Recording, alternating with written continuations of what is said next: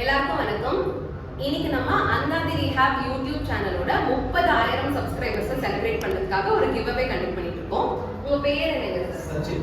சச்சின் நம்ம கூட வந்திருக்காரு. நான் சில கேள்வி கேட்க போறேன். அந்த கேள்விகளுக்கு நீங்க பதில் சொன்னா சில அமௌண்ட் வின் பண்ணலாம். சரிங்களா? ஃபர்ஸ்ட் क्वेश्चन, பக்கவாதம் வருது இல்லையா சில பேருக்கு, அந்த பக்கவாதம் வந்தா பேச்சு பாதிப்பு அடையுமா அடையாதா? பேச்சு பாதிப்பு அடையாதுங்களா? ஓகே. சம்டைம்ஸ் பாதிப்பும் அடையலாம். ஆமா. சரிங்களா?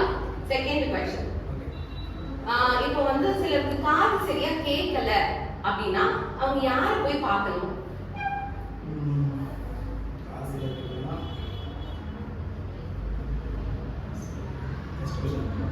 சரி, ஓகே.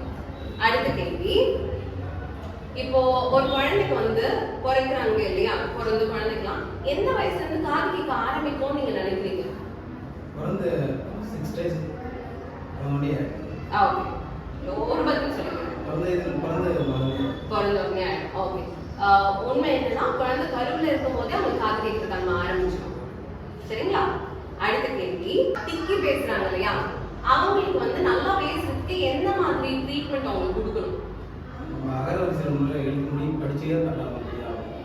ஓகே, அது யார் கொடுப்பாங்க அந்த ட்ரீட்மெண்ட்லாம் திக்கி பேசுறவங்களுக்கு? யார்?